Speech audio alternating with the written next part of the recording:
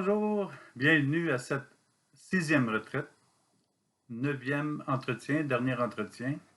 Alors, il y avait 2 entretiens par jour, du lundi au jeudi, et vendredi, ce matin, il y a un entretien. Et le thème de la retraite, c'est éliminons le péché. De fait, nous-mêmes, on ne peut pas éliminer le péché.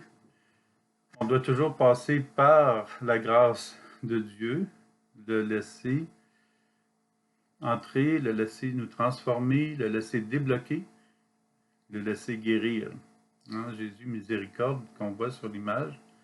Les images ne sont pas toujours très claires, mais c'est quand même lui qui est là. Alors, c'est ça, les rayons lumineux qui sortent de son cœur, l'eau et le sang, qui représentent le Saint-Esprit, en fait, ben, c'est de nous laisser aimer. Euh, c'est la seule manière que le péché disparaît et que l'amour de Dieu prend la place. Alors, ce matin, vendredi matin, ben, c'est de faire un retour sur les 8 parties précédentes, les 8 entretiens de cette retraite. Et puisque j'ai personne devant moi, bon, j'ai pris le loisir de regarder dans l'ensemble ceux qui pouvaient me rejoindre ou nous rejoindre peut-être, bon, pour bien terminer aussi là, cette semaine. Alors, voilà. Paul nous dit que si quelqu'un est dans le Christ, il est une créature nouvelle. Deuxième lettre de Paul aux Corinthiens, chapitre 5, verset 13. Cette phrase nous interpelle dès maintenant, immédiatement. Si nous sommes dans le Christ, nous sommes une créature nouvelle. Pourtant, nous demeurons nous-mêmes, comme nous sommes. C'est ça qui est important. Mais au lieu d'avancer vers le mal, nous avançons résolument vers le bien, le beau, le bon, le vrai, le réel de Dieu, en le suivant. C'est bien de savoir que notre relation avec Jésus, que les efforts que nous réalisons pour venir à la messe, par exemple, et créer d'autres activités spirituelles, font de nous des personnes nouvelles dans le Christ. C'est-à-dire des personnes qui se laissent modeler continuellement par Jésus. Et s'il nous transforme, chaque jour, nous nous réveillons une nouvelle personne. Une personne qui laisse passer la lumière de Dieu. Alors, dès qu'on reçoit l'amour ou la lumière de Dieu, il y a une transformation. Voici une excellente recommandation qui nous permet d'améliorer notre vie de foi. Convertis-toi au Seigneur, renonce à tes péchés, mets-toi devant lui pour prier, diminue tes occasions de chute. Renoncer à nos péchés, nous éloigner du péché pour nous convertir. Alors, nous laisser aimer, ça nous convertit, nous laisser aimer de Dieu, et renoncer à nos péchés, ça nous convertit. Donc, on se convertit 2 fois. 2 fois dans le sens de la multiplication.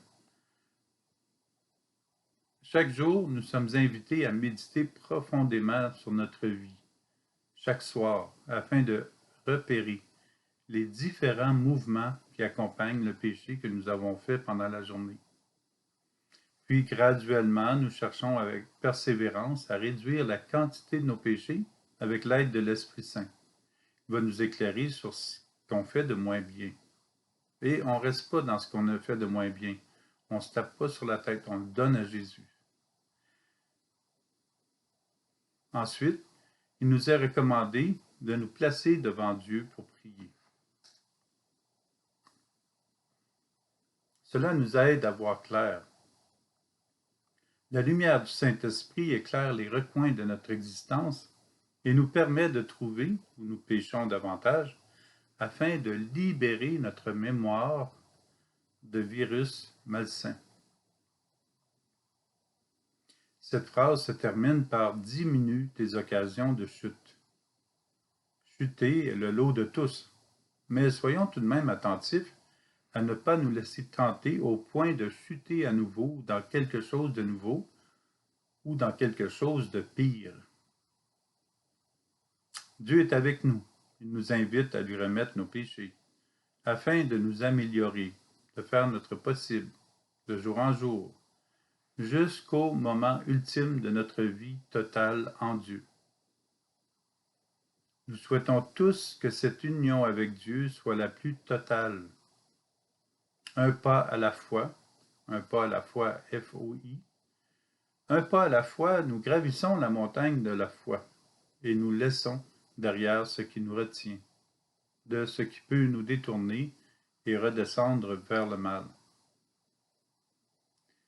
Découvrant que nous sommes si faibles avec les disciples, nous posons cette question à Jésus. Qui peut être sauvé? Marc chapitre 10, verset 26. Jésus les regarde et il répond, pour les hommes, c'est impossible, mais pas pour Dieu, car tout est possible à Dieu. Marc chapitre 10, verset 27.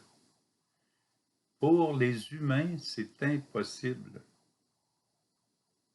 Alors, c'est autant impossible de nous amener au salut par nous-mêmes que c'est impossible pour nous de sortir du péché par nous-mêmes. On doit absolument considérer Dieu, car tout est possible pour lui. Plaçons notre confiance de plus en plus en Jésus, en Dieu. Permettons-lui de nous guérir de l'intérieur et nous aider à contourner le péché. Il est le seul qui peut l'éradiquer de notre vie. Nous ne pouvons jamais tenir un cheminement de conversion pour acquis, puisque nous sommes pécheurs. Nous sommes enclins à nous attirer, à nous éloigner de l'amour. Nous devons trouver des moyens personnels pour progresser dans la foi continuellement. C'est bien sûr que la messe, les sacrements, c'est l'ultime. Mais en plus de ça, trouver des moyens personnels pour progresser dans la foi, à chaque instant. Pendant que nous sommes occupés à bien progresser dans la foi, nous évitons plusieurs sentiers vers le mal. Alors, la meilleure manière de progresser dans la foi en ce moment, c'est merci Seigneur de m'aimer et de passer de mon cœur au cœur des autres et de l'humanité. L'amour doit circuler. Paul nous invite à nous éveiller ou à nous réveiller selon la circonstance. Vous le savez, c'est le moment. L'heure est venue de sortir de votre sommeil, car le salut est plus près de car le salut est plus près de nous maintenant qu'à l'époque où nous sommes devenus croyants. Lettre de Paul aux Romains, chapitre 13, verset 11. Il est temps de sortir de notre sommeil. Il est temps de laisser derrière certaines activités plus ou moins nécessaires, voire même nuisibles, d'entrer dans notre cœur et d'entamer un dialogue avec Jésus. Le salut est plus près de nous qu'au jour de notre conversion. Ça, j'aime ça, cette phrase-là. Hein? Ça veut dire, si le salut est plus près de nous qu'au jour de notre conversion, c'est que tout est là avec nous en ce moment. Le Seigneur est avec nous en ce moment. Le salut est en nous et nous sommes invités à y demeurer. Notre vie deviendra plus authentique et vraie. Paul le confirme. La nuit est bientôt finie. Le jour est tout proche. Rejetons les œuvres des ténèbres. Revêtons-nous les armes de la lumière. Lettre de Paul aux Romains, chapitre 13, verset 12. Le combat, c'est sûr, dont parle Paul, n'est pas de prendre des armes matérielles, mais de cheminer dans la foi. Ça, nous le savons déjà. Prier, accepter la vie et la lumière de Dieu en nous, de recueillir sa sagesse, son intelligence, de vivre du sens de la foi dont nous gratifie le Saint-Esprit, recevoir toutes les grâces de Dieu. Jésus ajoute, veillez donc, car vous ne savez pas quel jour votre Seigneur vient. Matthieu, chapitre 24, verset 42. Tenons-nous prêts tenons-nous dans la prière. Entrons dès à présent dans un mouvement d'amour avec Dieu. Et Dieu n'aura plus besoin de nous surprendre.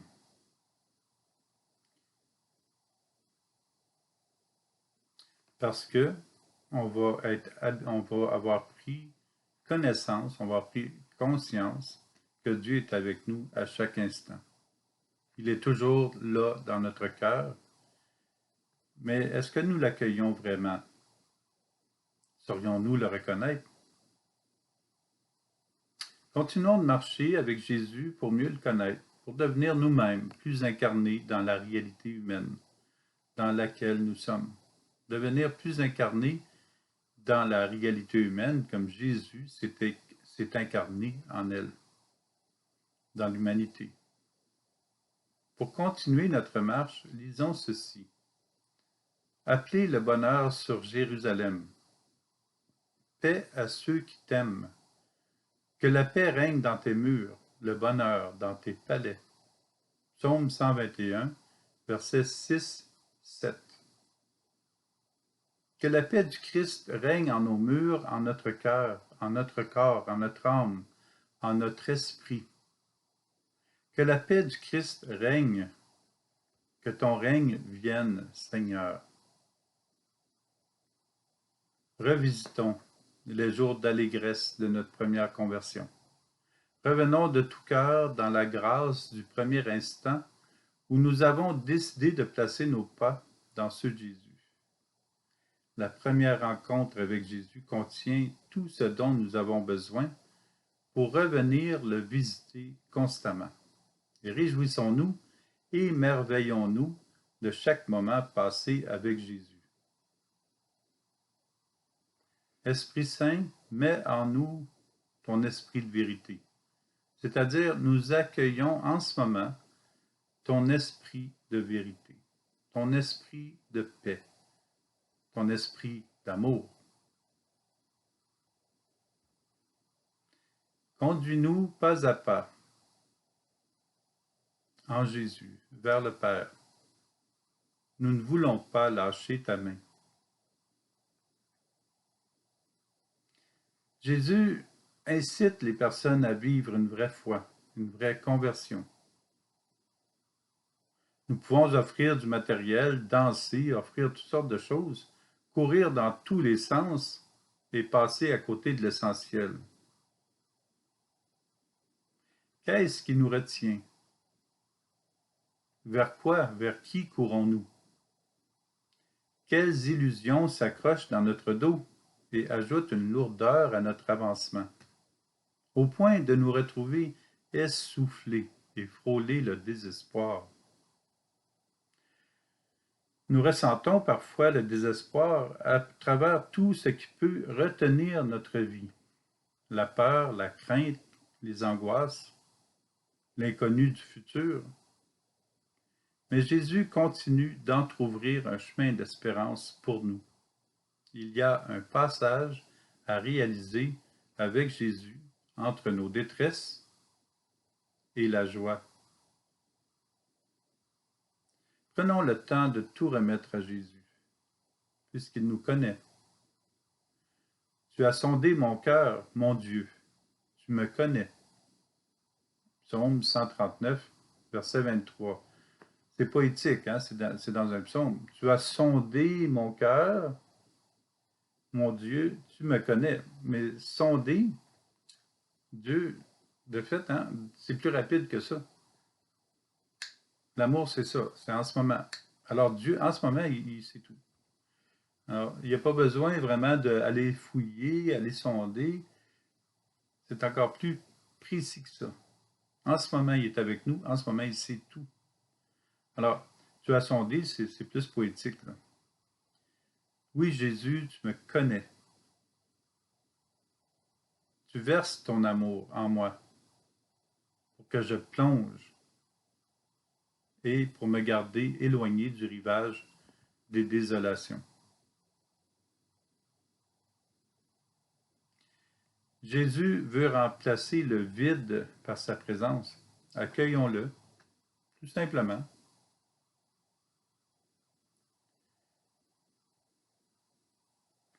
Un saint, c'est tout simplement une personne avec ses faiblesses qui a réalisé la ressemblance avec Dieu par la foi et l'amour, et qui ne cesse d'être une prière incarnée et agissante, une vie de prière par toute sa personne qui s'enflamme en lui et autour de lui. Il place sa confiance en Jésus et se laisse transformer toujours davantage par un élan d'amour reçu de son amour, de l'amour de Dieu. L'amour que nous recevons de Jésus doit continuer vers les autres. Recevons l'amour offert par Dieu. Devenons semblables à lui en reconnaissant toutes les grâces que nous recevons pour notre salut et pour le salut de l'humanité. Allons, accorde-toi avec Dieu et fais la paix. Ainsi te reviendra le bonheur. Job chapitre 22, verset 21. Accorde-toi avec Dieu, à cœur avec Dieu. Accorde-toi avec Dieu et fais la paix. Ainsi te reviendra le bonheur. Alors, le bonheur, c'est pas qu'il revient, il a toujours été là, c'est que moi, je l'ai bloqué. Moi, je me suis refermé du bonheur. Comme on dit, ben là, j'ai plus de bonheur, je ne vois plus la lumière. Mais c'est moi qui la bloque. La lumière est toujours là. Mais c'est moi qui la bloque. Mais la lumière est toujours là. Avec Dieu, c'est pareil. Le bonheur, l'amour est toujours là. Mais c'est moi qui le bloque. Demeurons avec Jésus, laissons-le continuer de nous éclairer, de nous aimer. Alors, il y a été aussi question des idoles.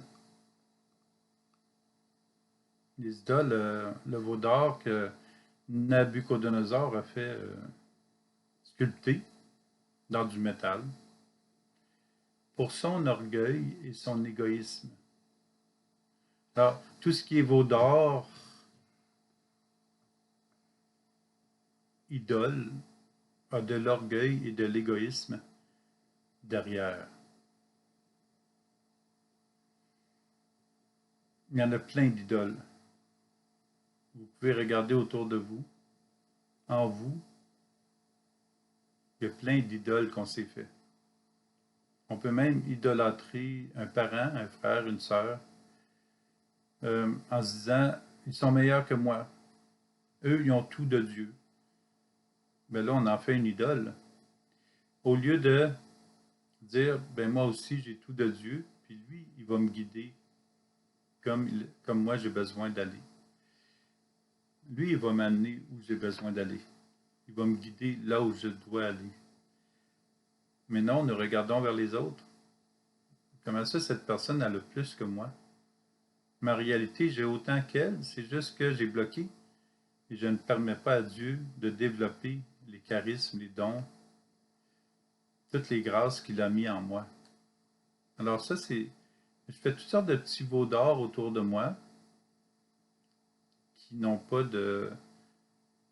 Toutes ces pensées-là n'ont pas de cœur, n'ont pas de vie. Et je commence à croire que toutes ces idoles-là, ça fait partie de ma vie. Alors, eux autres sont tous meilleurs que moi. Bon, ça ne veut pas dire que je suis mieux ou pire qu'un autre, mais ça veut dire que je peux accueillir plus du Seigneur. Je peux me laisser aimer davantage du Seigneur. Et même à 100%, est-ce que je le reçois au complet? Ah, j'ai beaucoup d'ouverture à... J'ai besoin que le Seigneur ouvre mon cœur pour avoir beaucoup d'ouverture. Alors, tout ce qui nous garde éloignés de Dieu est une idole. C'est un moyen de le savoir. Et dès qu'on en trouve un, comme le mal ou les malaises, même chose, ben, ça nous rappelle de nous retourner vers Dieu et de nous laisser aimer. Dès qu'on détecte une idole, on le donne à Jésus. Merci Seigneur de venir laver, purifier, sanctifier ma vie de ces idoles. Ça peut être un joueur de sport, pas parce que ce joueur-là est une idole, mais nous en faisons une. Hein? Il joue un sport. Il a le droit. Mais là, toutes les caméras sont sur lui. Il compte un but, puis tout le monde en est waouh! C'est beau, mais je n'ai pas à faire comme si cette personne-là m'appartenait ou moi je lui appartiens. En fait, les idoles, c'est ça, c'est de mettre toute la gloire sur les humains quand la gloire elle vient de Dieu. Reconnaître la beauté dans une personne, c'est pas tant ce qu'elle fait, mais ce qu'elle reçoit de Dieu. Alors, jouer du sport ou gagner une partie d'échecs mondiale, c'est pas tant ça qui est la valeur de Dieu. La valeur, c'est le cœur de la personne. Ça, on le sait de toute manière. Mais c'est ça, des idoles, on peut en avoir un peu partout. Une des idoles qui est maintenant présente au milieu de notre monde, puis ça fait pas tellement longtemps, ben, depuis l'informatique, mais bon, avant, il y avait des machines qui nous permettent de creuser pour faire un puits pour que des gens aient de l'eau. Mais ces machines-là étaient dangereuses aussi. On ne va pas se promener avec un tracteur au centre-ville puis rouler sur les voitures. Alors, eux autres qui étaient plus faciles à contrôler parce que il y a quelqu'un derrière qui conduit. Mais le robot, lui, on entre dans un moment où la perfection de sa mémoire va dépasser la quantité de mémoire que nous avons comme être humain. C'est peut-être déjà fait. Alors, l'être humain qui programme ces robots devra continuellement penser au prochain. Et on sait que dans le monde de la guerre, on ne pense pas beaucoup au prochain. Alors, les robots peuvent servir au bien, ils peuvent servir au mal, et en même temps, le robot peut, on peut le programmer à distance pour qu'il fasse du mal à quelqu'un. Alors, ça, on entre dans quelque chose, autant le plus petit robot, qui pourrait être ingéré dans la nourriture, ouais, on entre dans quelque chose d'inédit, mais qui pose question. Alors, dans le monde, nous avons à amener beaucoup davantage les valeurs de Dieu et l'amour de Dieu et dire aux gens qu'ils sont aimés si on veut éviter des catastrophes. Là, je parle des catastrophes, il y en a en ce moment, il y en a eu, il y en aura. Je ne suis pas en train je suis pas en train de prédire qu'il va y avoir des catastrophes. Il y en a toujours eu. Non, c'est pas mon but de prédire quelque chose. Mais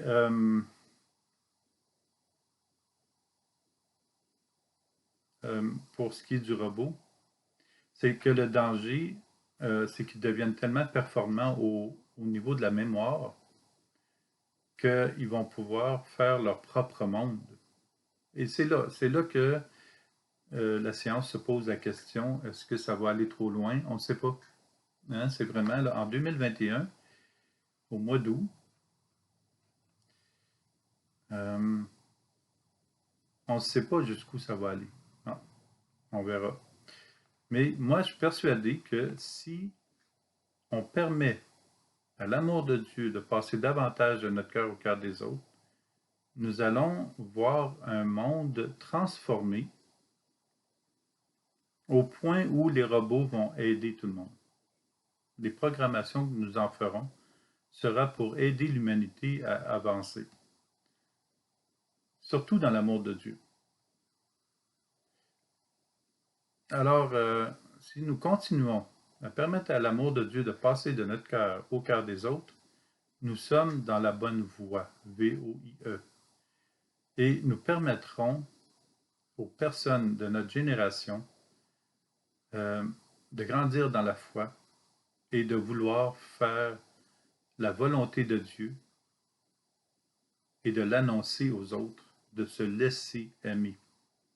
C'est la seule manière que les catastrophes seront plus évitées. Les gens ont besoin de savoir qu'ils sont aimés. La majorité des gens qui entrent dans des guerres ne se sentent pas aimés. Et des gens les ont éloignés de l'amour de Dieu, par exemple. Alors, c'est une réflexion. Je n'ai pas voulu faire peur aux gens avec ça, mais des fois, c'est le réalisme dans ça, c'est d'être réel et de se poser quand même des questions. Alors, moi, ça ne me fait pas peur autant, là. C'est pas une grande affaire. Il y a des avions qui sont programmés et qui font la guerre, mais c'est des robots, en fait, qui volent. Alors, on a notre seul moyen d'améliorer l'humanité sera avec l'amour de Dieu, et ça l'est déjà. Au moment où je vous parle, il y a déjà 500 personnes qui vivent de l'amour de Dieu en ce moment et qui le partagent aux autres, qui invitent les autres à se laisser aimer. Alors, l'autre sujet, c'était les statuts. Alors, les statuts, les statuts sont une représentation. Alors, moi, quand je parle, c'est une représentation.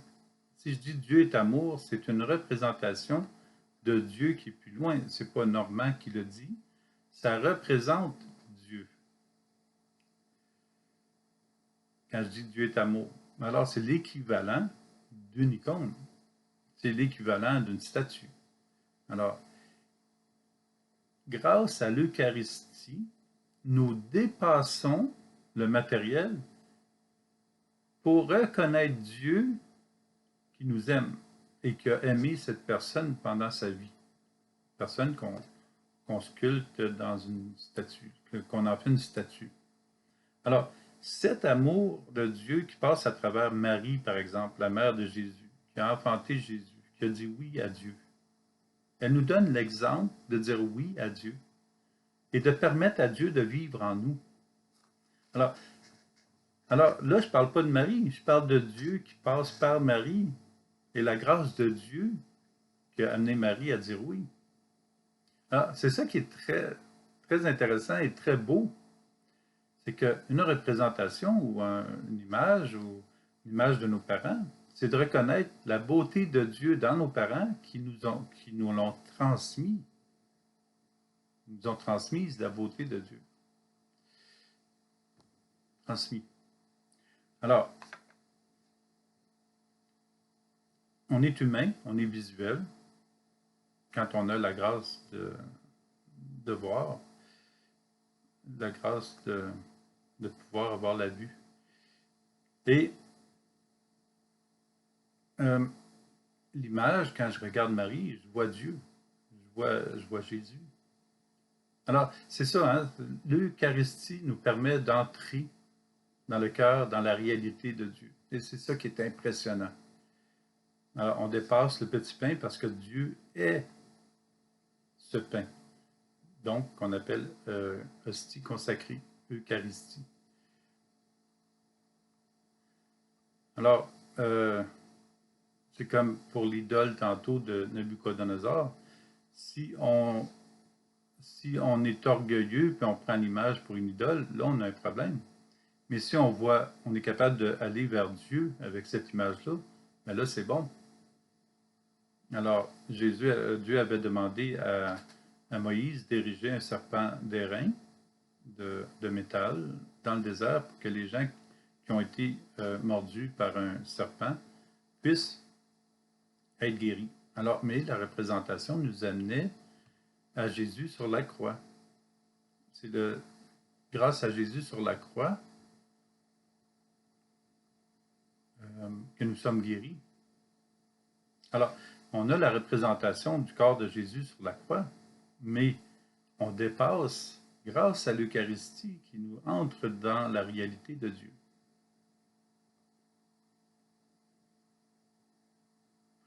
Alors, le but de cette retraite, c'était se décider pour Dieu, s'éloigner du mal et du péché.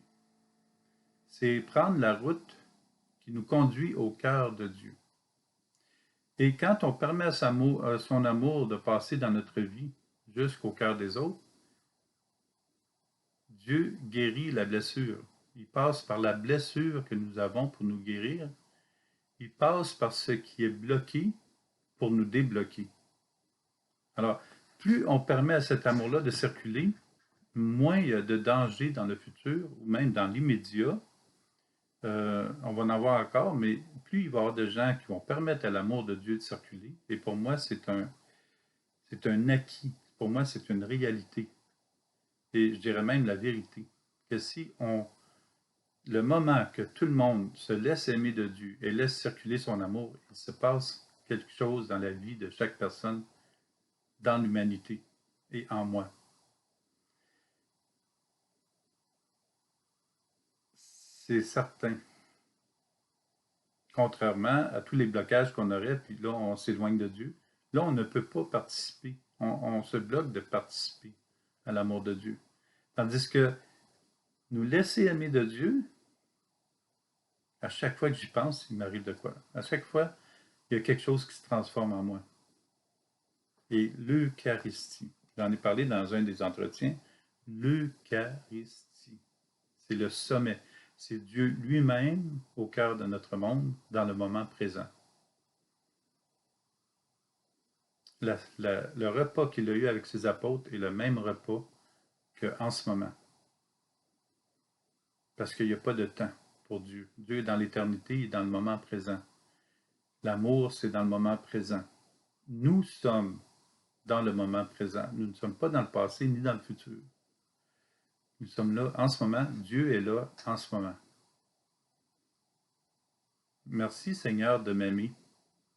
Merci de passer de mon cœur au cœur de ma famille, de mes amis et de l'humanité. Au revoir et à la prochaine retraite, ce qui sera la 7e. Nous venons de terminer la 6e. Éliminons le péché. Donc, comme j'ai terminé, c'est accueillons, recevons l'amour de Dieu, permettons à cet amour de circuler, parce que l'amour a besoin de circuler. Au revoir!